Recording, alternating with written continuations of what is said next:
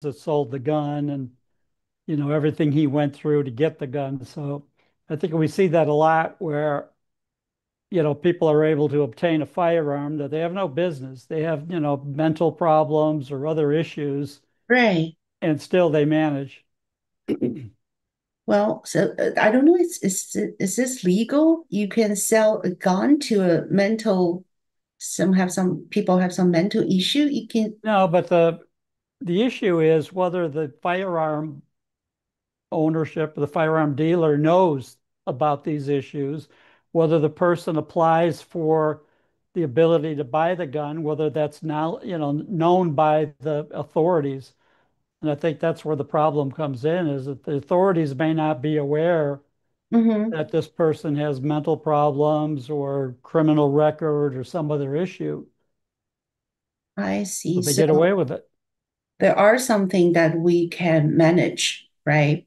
Because we can, when people purchase gun, you need to have some certain certification or at least some documentation to prove that you're a person, that you're a normal person, right? Is that at least that we can do? I don't know. So, okay, let's start our program. Ladies and gentlemen, welcome to Cheyenne's Forum. Today is July 29th. Here's my dear friend Tom. Tom, welcome. Thank you, Cheyenne. Thank you for having me.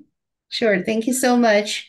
We have a lot to talk today, but before we start, I'd like to introduce Tom as my dear friend, and he worked in FBI for 30 years. And for 5 years, he worked as an assistant director of FBI, and he's retired now. Again, thank you so much to come to our podcast. No, my pleasure. Thank you. Yeah, sure. Just like we said before, we have a lot to talk today. And first thing first, the EU and US trade deal. I think this is a big thing. And we have 700 billion purchasing from EU. We have 600 billion investment in the US from EU. And US were charged 15% of tariff, and EU were charged 0% of American goods. So this is very good deal to American. But I heard that some European people are not happy about that. They said it's really unfair, and we got American got everything they want, but not us. So what do you think about this deal? It's interesting that that's what the Europeans would think, because you have all the Democrats in our country saying, oh, Trump doesn't know what he's doing with these tariffs. And every time he makes these deals, we're getting screwed and all of that. He has won every one of these tariff battles or tariff issues. Now, something I've not talked about, you bring up my background in the FBI, 29 years. One of my three majors in college was economics. And Uh-huh. so, when Trump first announced he was going to use these tariffs to play hardball with everybody in the world, I Mhm. thought, good. It's about time somebody decided to take advantage of the rules of economics, the rules of international trade to level the playing field. Because up till now, the US has been taking a beating from Yeah. all these other countries and just putting up with it. And none of our presidents took it on. Never of them wanted to make an issue. And you could probably see why. Because Trump makes it an issue, and the Democrats immediately, oh, our inflation's going to be worse and Right. everything's going to be terrible. And Mhm. he has won every one of these tariff battles up till now. That's gone to, whether it's EU or other countries, Asian countries, South American, you Right. name it, that Right. the issues that he's raised about these tariffs, and it just goes to show that of all the economists, especially so many academic economists, when the tariffs were first announced, they were very critical. Trump Mhm. doesn't know what he's doing. The U.S. is going to suffer. Our consumers are going to suffer. And Trump, you look at this and it tells you that there's no economist in the world that's any more knowledgeable about international trade, international business, how tariffs work than Donald Trump. Yeah. And so he's made all of these decisions. He's put down the gauntlet with these countries of no, we're going to, and he does what he typically does in his trade policy. He calls it, and economists call it, an invitation to negotiate. Mm-hmm. We're going to level a 50% tariff on everything you sell. Well, he doesn't mean that, but he wants to get them to sit down, shut Right. up, and actually engage in Mhm. a realistic negotiation. And then by the time it's over with, so I'm listening to some more knowledgeable economists now talking about this deal with the EU. Mhm. So they've been saying that the EU knows that a 15% tariff on them, that's fine, because they're making so much profit off these that's fine. They'll still make a fortune and they don't need to fight that. They'll accept that Mhm. instead of going 0 to 0 or whatever, like they people say they should. The people in Europe know, no, no, no, we still make a ton of money They as know. long as we're able to do business with the US, Hmm. even with the 15% tariff. That's Hmm. fine for us. We'll do fine. And nobody on the American side, our Democrats, our so-called knowledgeable economists in academia, oh, that's impossible. We're going to suffer. We're going to have inflation. We're going to have this or that. And none of that is, they don't know what they're talking about. And the one person in the world that knows exactly what he's talking about, Donald Trump. And Yeah. I think that's what the lesson is coming to be with this. When he flew to Europe for this summit, when he flew to Hmm. Scotland, Hmm. everybody thought, "Oh, we're going to take a beating. He's going to make all these deals that are going to hurt the U.S." No, no, no. Not one deal has hurt the U.S. And now you see that economists in Europe are saying, maybe our leaders made a mistake. Maybe Donald Trump really outsmarted all of our economists and all of our policymakers and prime ministers.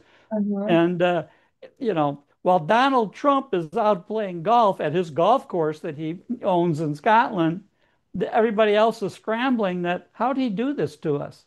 How does Donald Trump outsmart all of our best people? Well, that's Donald Trump.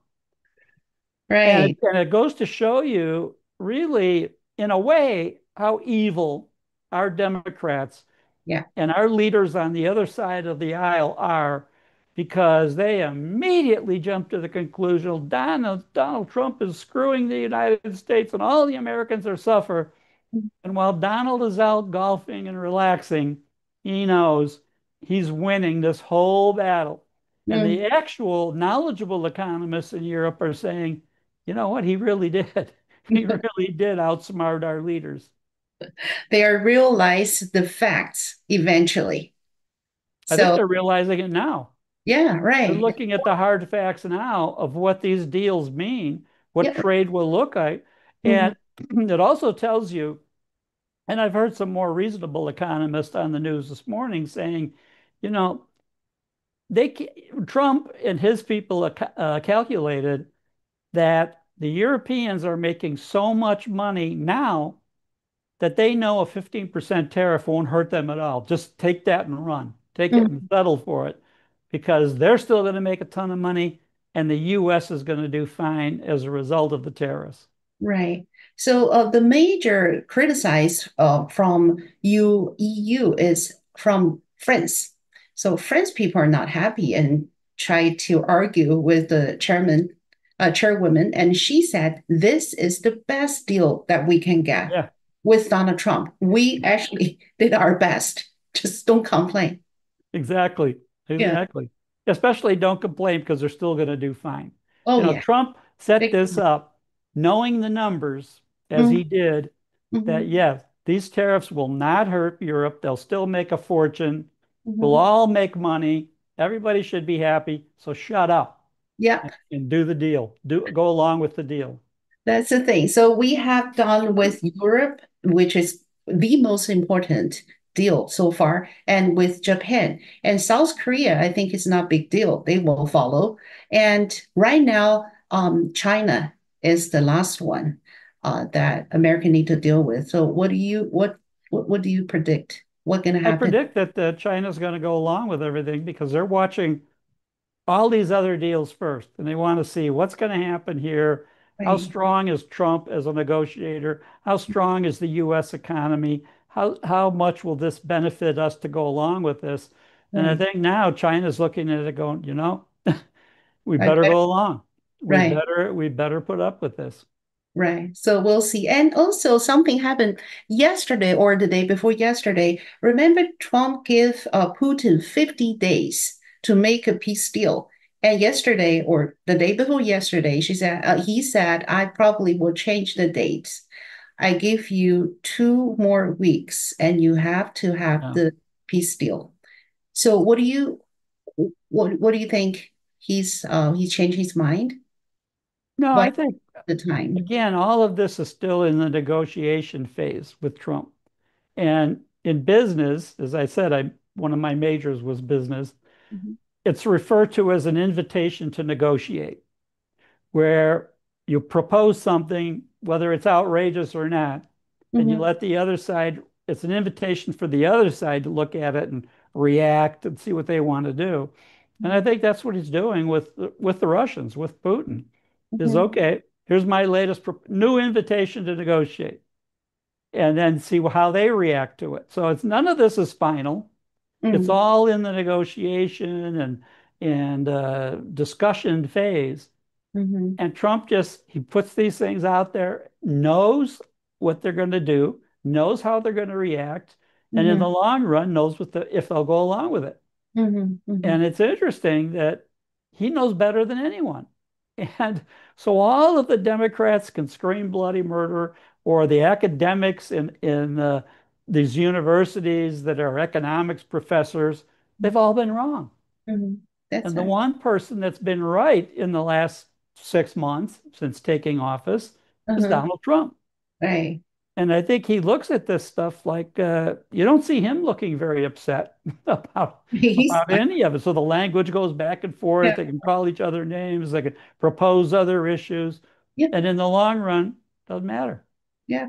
He's like I don't care attitude, which works, Which right? he does care, but he knows they have to come around. Yeah, right, So right. he knows in the long run, here's what they're Yeah, going to do yeah.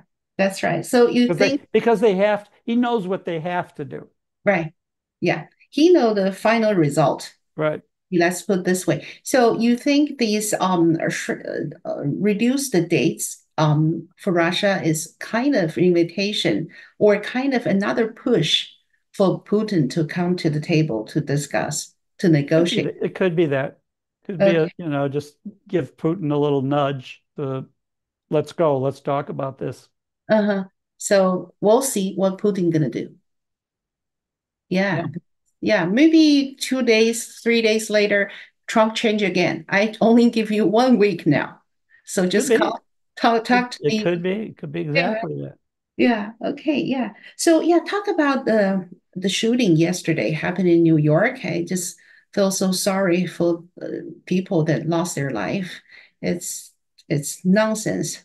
And then we have some news right now that this shooter, the killer, has mental issue, mental problem, 27 years old. So my question is, with a guy who has mental illness, how can he get the gun, the shooting gun? Well, the problem with these, and this has happened so many times, so many other shootings, is the person, the people around that person may know he's mentally ill. Mhm.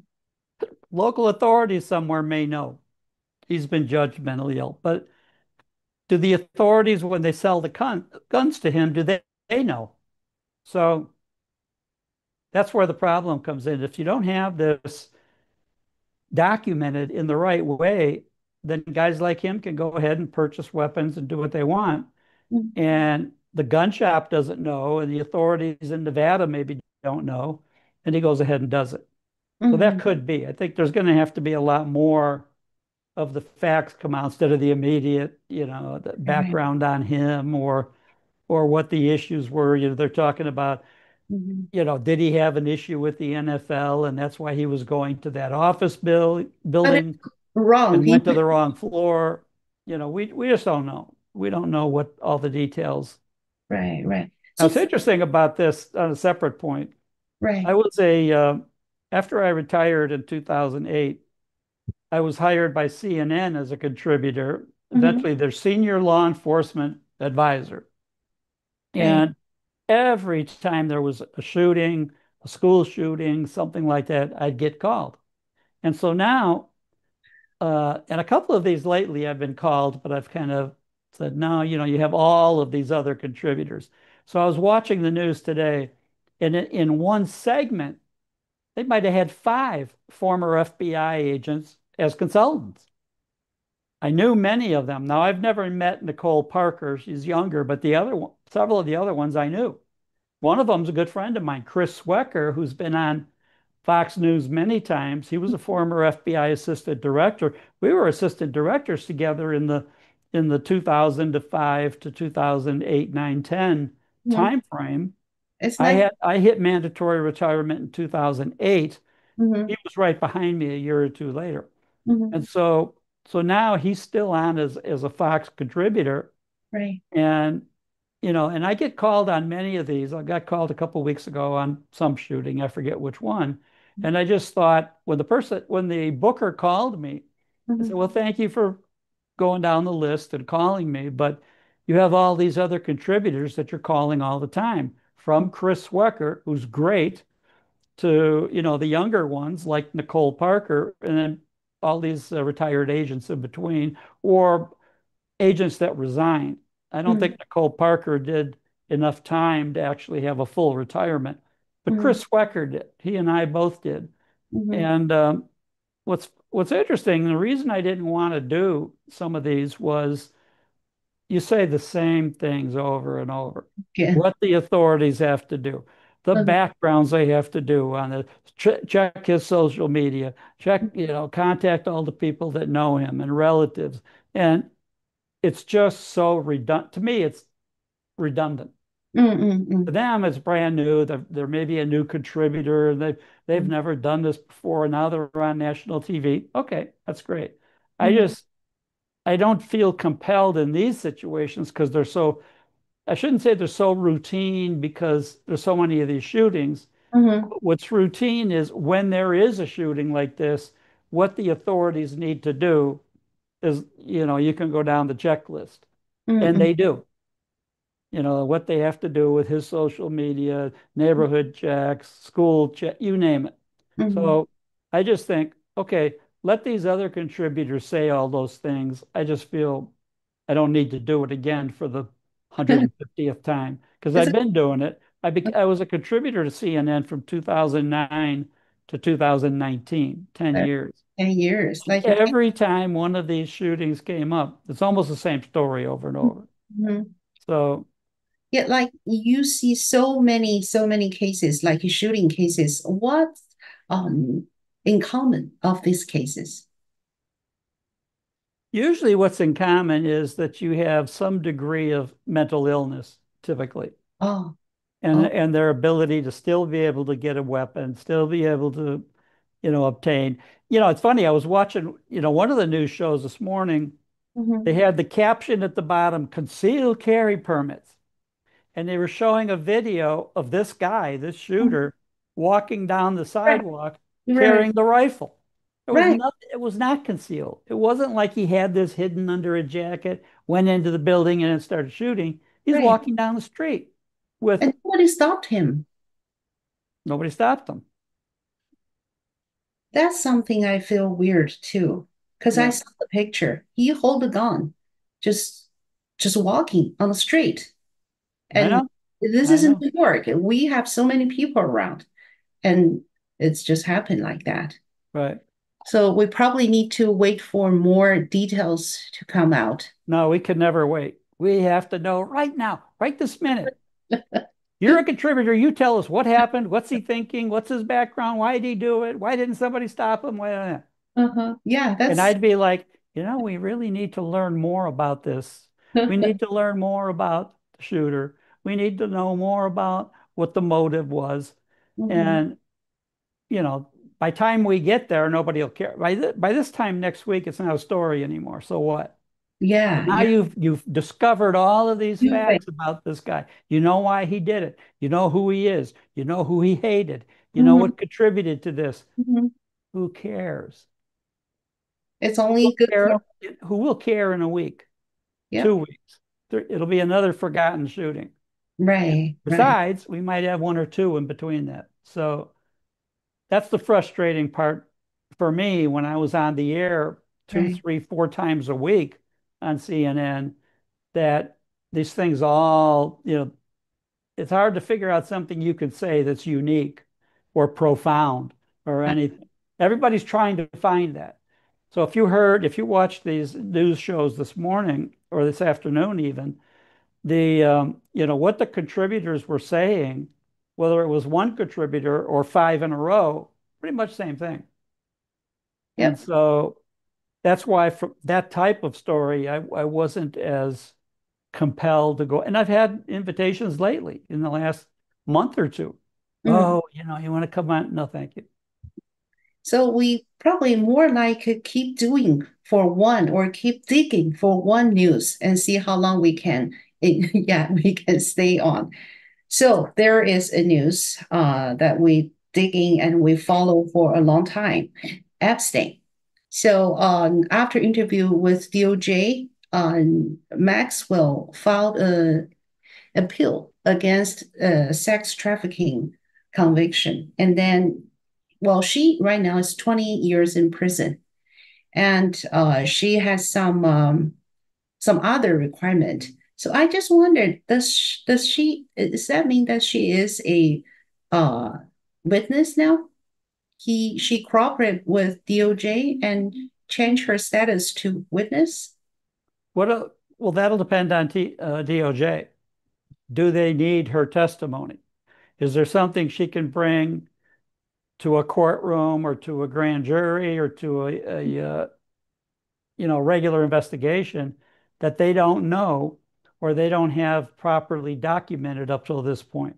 We don't know all the Right, details. We know that she talked to DOJ for many hours in the 8 hours. last couple of days, Uh-huh. and she basically wanted immunity from Yeah, anything she says now.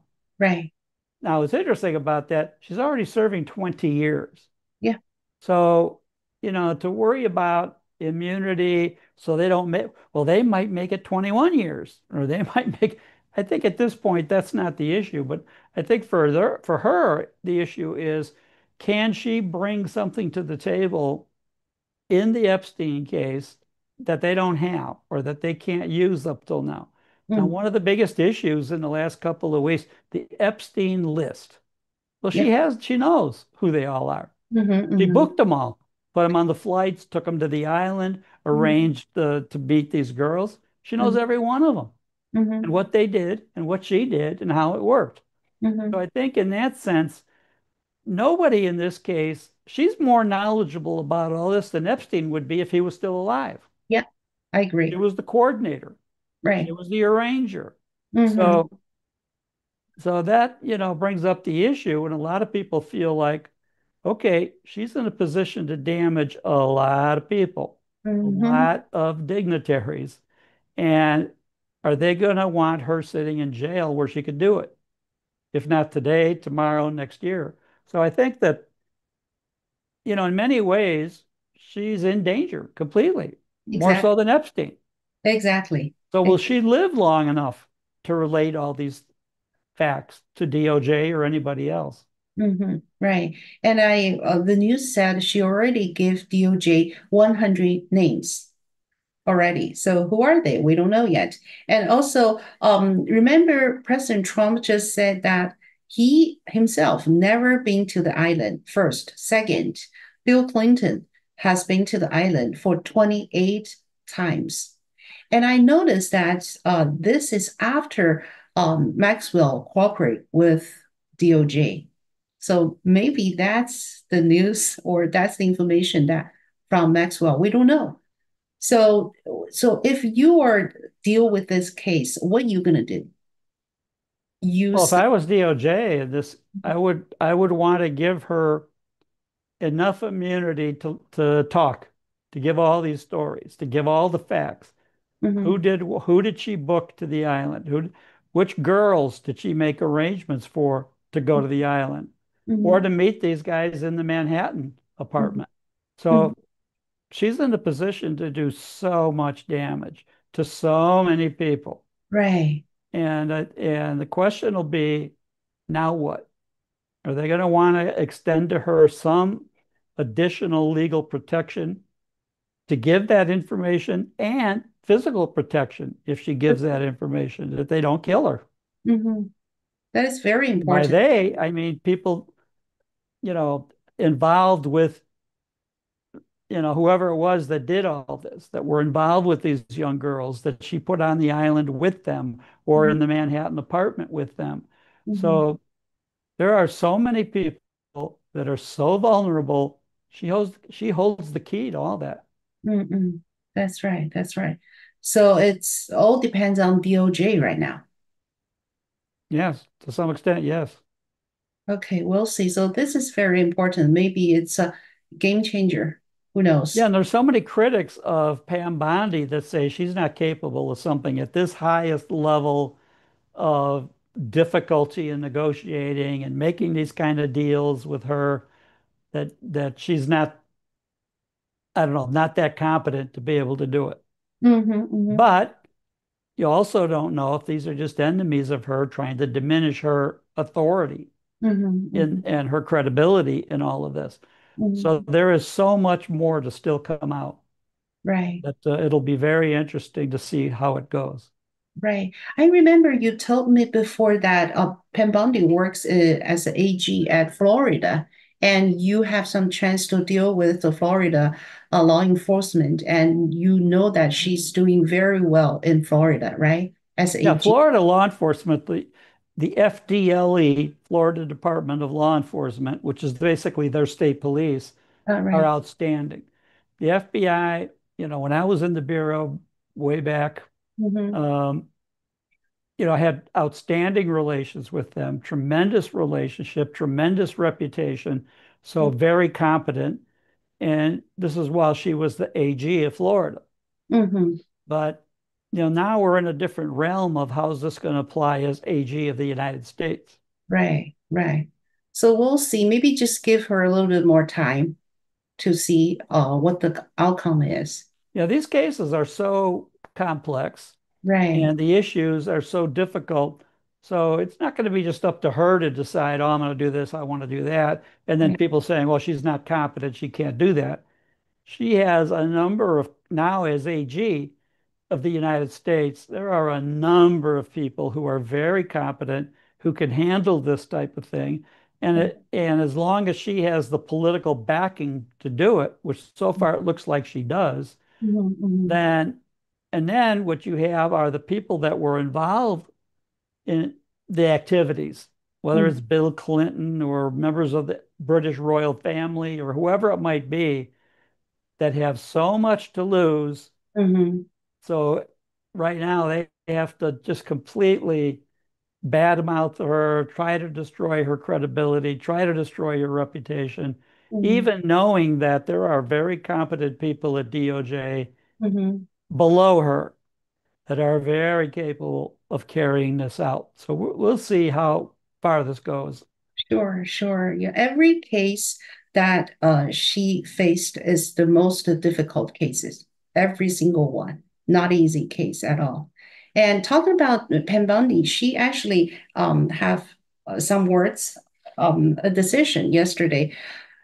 Said today at my direction, the DOJ filed a misconduct complaint against U.S. District Court Chief Judge James Bosberg for making improper public comments about President Trump and his administration. These comments have undermined the integrity of our judiciary, and we will not stand for that. So she filed a complaint against the judge. Everybody knows him, and he's not a good one. I just wonder that it sounds like a complaint. It is not a lawsuit, right? It's a complaint. So what's the difference Well, the between? complaint is that this will be, within the judicial system. It's not going to be an open court with other judges. So I think that I think what's different is that in the past, when you've had these judges, especially the Democratic nominated and appointed judges in the District of Columbia, nobody's taken them on. Mhm. Nobody's challenged them. And now she's challenging them. And she's got a lot of political power behind her to do it. So I Right. think that, these it's interesting because the Trump administration, in the last 6 months since they've been in, 7 months now, Mhm. has taken on DOJ, has taken on these judges that have come up with all these rulings against him and all Mhm. of these biased decisions. He's challenged them. Right. And for the most part, he's won. Mm-mm. So That's I a good. think that That's guys like this judge, uh-huh. when Pam Bondi says she's going to, pursue certain avenues to challenge them, they may be arrogant enough to think that, oh, she can't touch me. She can't. Right. But I hope they're wrong, actually. So, what kind of punishment he might got, the judge, James? I think that he could be removed from being involved in these cases. That'd be Oh, one. good. So he's lined himself up to be the person that decides all Mm-hmm. of these cases where he can rule against Trump. Mm-hmm. Well, senior judges could move him out of that, take him out of that. Mm-hmm. So there's a lot they can do to him. We'll see if it Oh, happens. okay. Yeah, just like you said, at least they start to challenge Yeah, him. they're challenging him, and so far they're winning the challenges. Yeah, yeah, that's a good thing. One That's of the biggest things they want, again, to go back a week or two, is the decisions that some of these judges were making, not just in Washington, but all over the country, federal judges that could make a ruling that suddenly this is going to apply to the whole country. right. And Trump's already defeated that. They're Mm-hmm. already, you Mm-hmm. know, no, that won't happen. A judge in Missouri or Nevada or Washington State or somewhere will not be able to pass a ruling that goes against everybody in the whole country. And Right. that's a big, big deal to have that decision. But yeah, talking about that, still some judges don't care. There is a judge, a women judge, I forgot her name and where she comes from, but she issued an order that defeat Trump's order for defunding uh Planned Parenthood, Planned Parent. She still issued the Yeah, the problem is that those kind of things, when Trump takes them to the Supreme Court, he wins. yeah. So these judges, she can be all arrogant and everything, but, will she win or will her decisions stand up over time? So far, they're not. Okay, so we'll see. This, in my opinion, it's just crazy, crazy. Um, and also talking about Senator leader John Thune. Actually, he refused to cancel the August recess. So why? Why he just don't support Trump? We have 130, right? Nominee need to be confirmed, but he's not cooperating with Trump. Is that what do you think about that? I don't know. I don't know the details of that, but, I doubt in the long run he's going to succeed. Okay, so we'll see. We surprisingly we still have 100 plus nominees waiting for confirm, and it's passed for 7 months. Yeah. Yeah. Do you remember that any other president has to wait so long for the nominees, or this is kind of normal for the president? I think it's kind of normal for a president who's, the minority, let's say, when it comes to judges. Now, here you have all of these judges going back to Obama and Right. then during the Biden administration that are so biased and Mm-hmm. so biased against Trump Mm-hmm. that then Trump has to win in every individual challenge with them, and Mm-hmm. he is. So, so we'll just have to see how this goes. I think the good news with Trump is he doesn't get tired of fighting with them. Yeah. So the idea of these I, judges is that, well, we'll slap Trump enough times and he'll back off. No, he won't. No, he won't. So, so we'll see. So the judge just picked up the wrong person. Yeah. Yeah, to fight. And the other topic I want to ask you, but it's kind of very heavy topic. it's about human trafficking, especially for the underage kids. And it's reported that we have maybe over 300,000 underage kids are missing from the open board.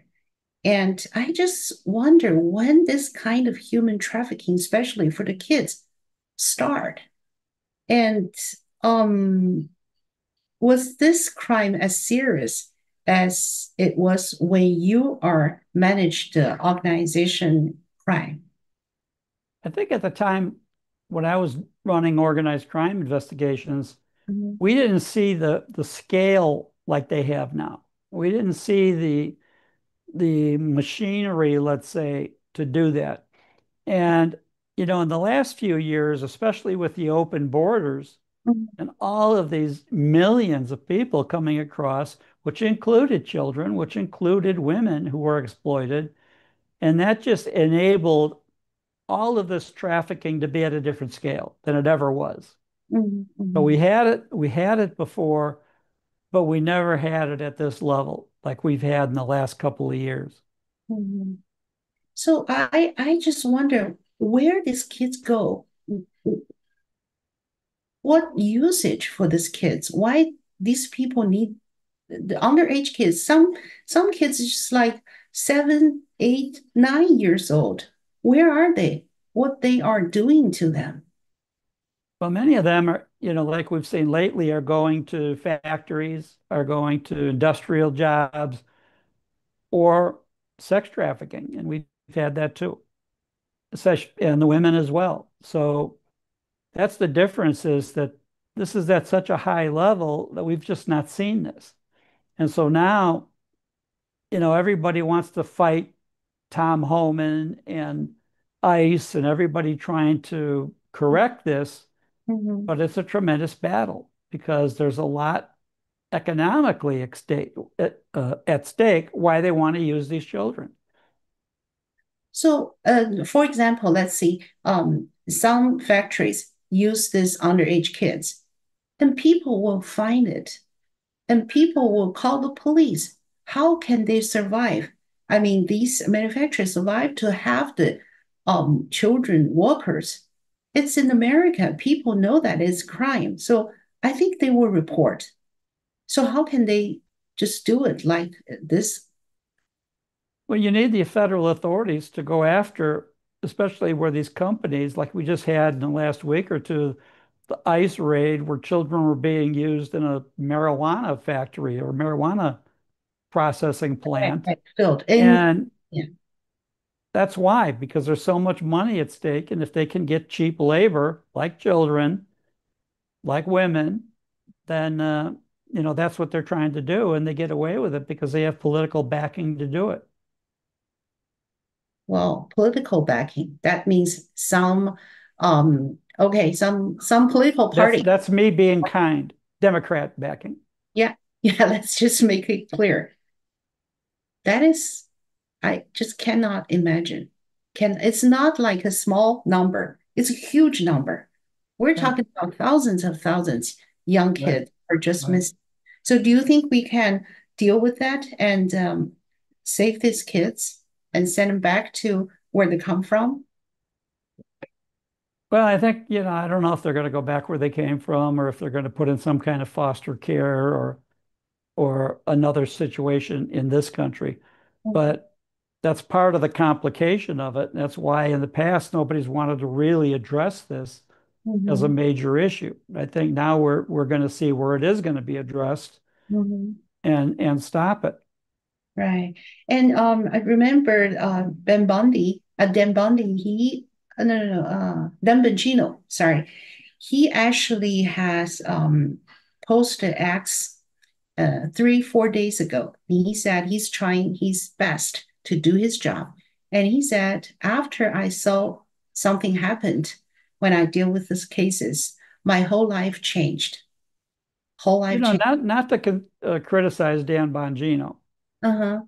but my 6 years as a street cop, 29 years as an FBI agent, and then another 10 or 20 years consulting after that. Mhm.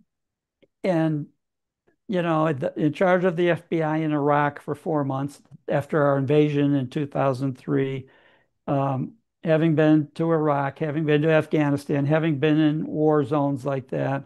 Mm. And I look at that when Dan Bongino says that he has seen things that he'll never be the same and all of that. And not to be critical, but I think I've seen so many things that maybe I should never be the same, but I am. And it's Mm-hmm. hard to describe how horrible things are when the things that you've seen. Mm-hmm. But if you've got 40 or 50 years in law enforcement, you know, you've seen everything. You've seen so many terrible things that it doesn't, I don't want to sound so callous like you don't lose sleep over it or you don't think about it anymore, but you can't, or you couldn't go on living. It's just you've seen so much, and there's only so much of that that can penetrate, or you don't do it anymore. You get out of the business and, go teach school or something. Mm-hmm.